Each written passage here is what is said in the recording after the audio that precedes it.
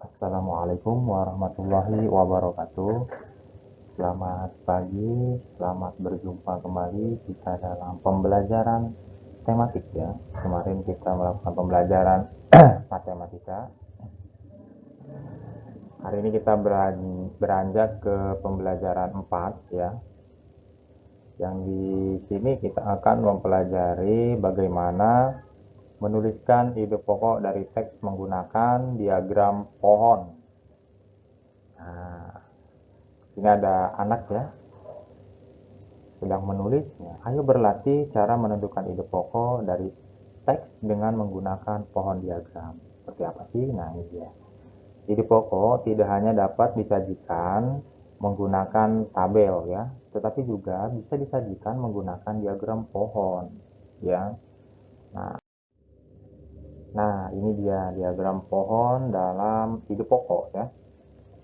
Misalkan begini, ini awalnya katanya kita membahas tentang manggis. Nah, ini pengembangannya ya. Misalkan di awal langsung buah manggis yang khas. Kemudian nanti kita juga nanti membahas paragraf selanjutnya manggis buah asli Indonesia. Ciri khas pohon dan daun manggis. Ciri khusus bunga manggis. Manfaat buah manggis. Jadi dibuat sedemikian rupa.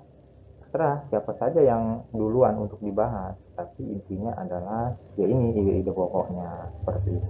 Tinggal kalian kembangkan kembali gitu ya. Itu contoh dari ide pokok berupa pohon ya, diagram pohon. Baik, dilanjut ya. Ini dia, kita akan membahas pengaruh kondisi geografis Indonesia terhadap budaya dan alat transportasi. Kalau budaya ya berarti kegiatan ya yang ada di suatu daerah. Kemudian kalau alat transportasi yaitu ya yang digunakan untuk digunakan manusia untuk berpindah tempat atau berpindah daerah ya. Nah, ini dia kekayaan budaya yang dimiliki Indonesia ya.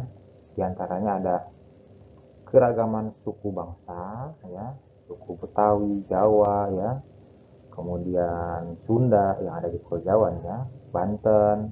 Kemudian bahasa daerah yang beragam ya. Di Banten saja kita sudah belajar bahasa Sunda dan bahasa Jawa Serang ya.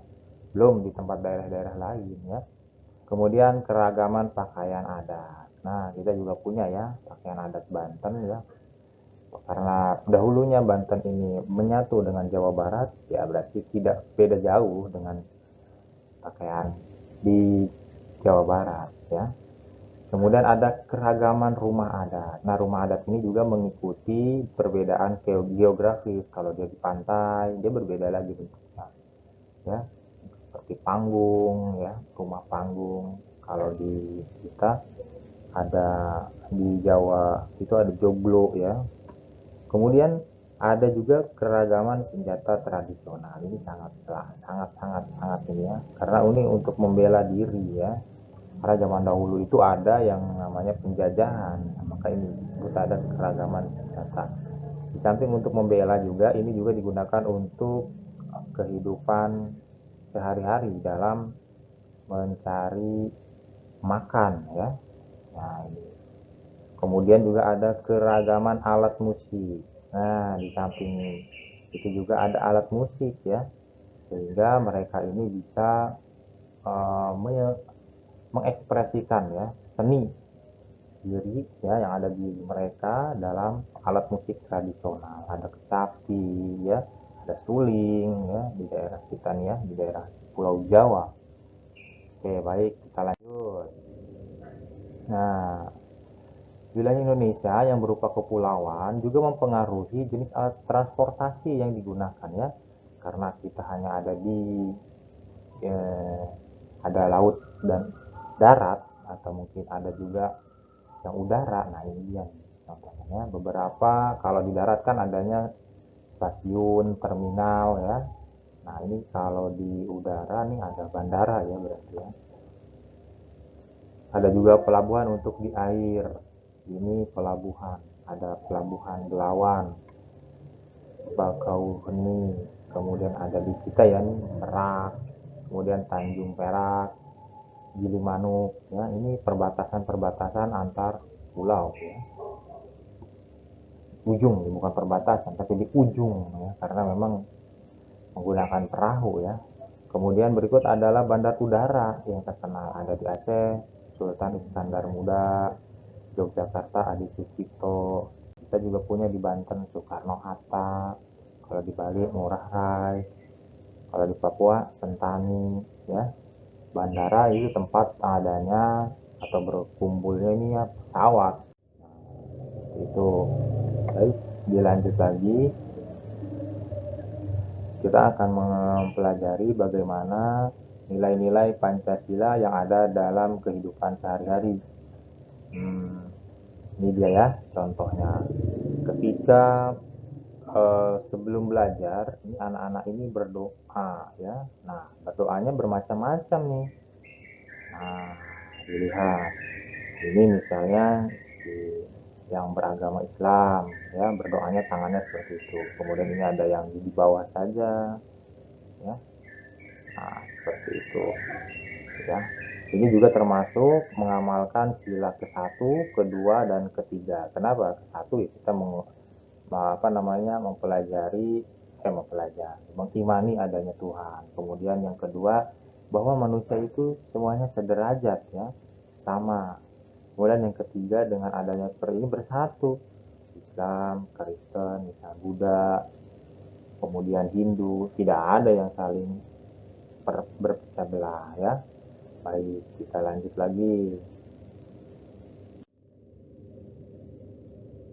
Nah, kita akan membahas kelainan otot pada manusia, ya.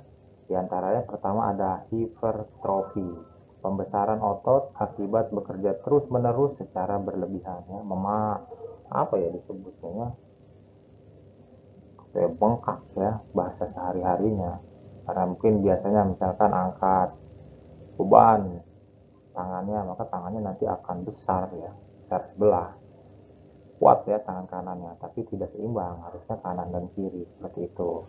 Kemudian ada atrofi, ya, kelainan berupa otot yang mengecil, kemudian lemah dan menurunnya fungsi otot, ya. Jadi misalkan kalau tangan satunya kecil, besar, yang satunya kecil tuh, biasanya gerakannya agak sulit tuh, karena memang ototnya kecil, ditariknya akan, otot kan alat gerak aktif. Jadi kalau misalnya ototnya lemah, ya dia geraknya tidak sekuat yang orang normal, seperti itu.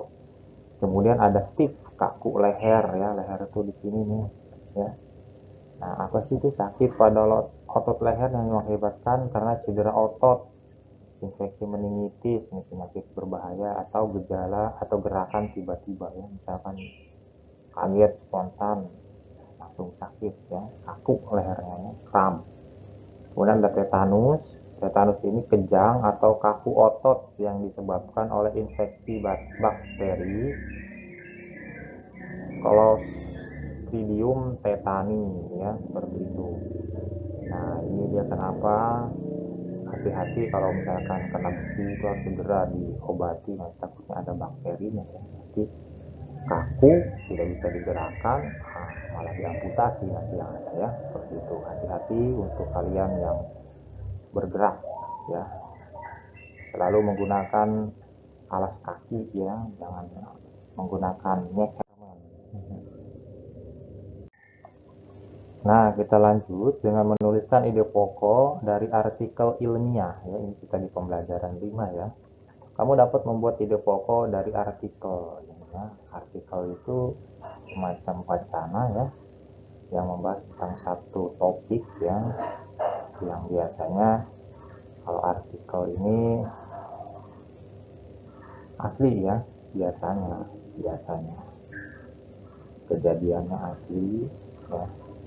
Ayo latihan cara menentukan ide pokok dari teks dengan menggunakan tabel atau diagram pohon, ya, seperti yang tadi, ya. Diagram pohon seperti itu pengembangannya, ya.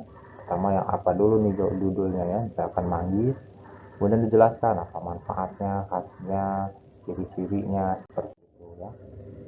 Nah, kemudian dilanjut dengan ciri-ciri komik. Nah, komik ini sering kita baca, ya. baik yang lucu maupun yang sedih atau yang horor ya. Buat anak kecil ini horor mungkin kurang tepat, tapi banyak juga peminat pembacanya. Pertama dibuat untuk menyampaikan cerita ya. Nah, ceritanya beda-beda, ada yang lucu, ada yang serem ya, horor, kemudian ada yang drama ya, kemudian proporsional ya. Proporsional itu artinya sesuai ya, sesuai misalkan gambarnya, ceritanya ya, seperti itu. Kemudian menggunakan bahasa percakapan yang mudah dipahami ya. Biasanya kata-katanya ya seperti kita ngobrol ya, jadi sehingga pembacanya itu mengerti maksud dari gambar dan cerita tersebut ya. Kemudian dapat bersifat kepahlawanan. Iya betul ya, setiap komik ini biasanya ada kepahlawanan, bahwa ada satu tokoh yang memang bisa menyelamatkan ya, menolong, seperti itu ya. Kemudian yang ini ada juga menggambarkan watak secara sederhana ya, misalkan baik atau buruk nih ya, kita bisa menilai dari membaca komik. Kemudian juga ada yang disebut mengandung cerita humor ya, untuk menghibur para pembaca ya, seperti itu tadi yang seperti Bapak Guru katakan ya. Nah ini silahkan kalian catat ya. Hari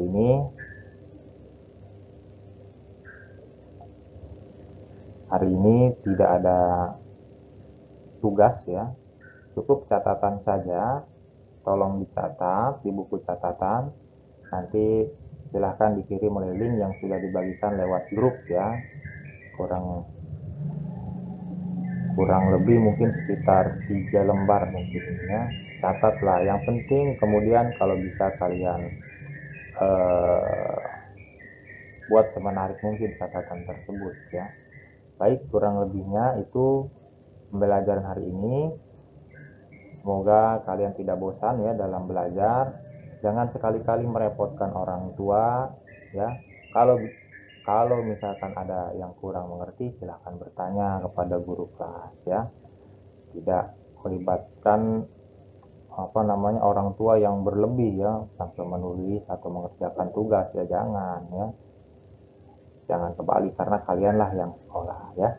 Baik, itu saja pembelajaran hari ini. Bapak akhiri, billahi taufiq wal hidayah. Wassalamualaikum warahmatullahi wabarakatuh. Selamat pagi.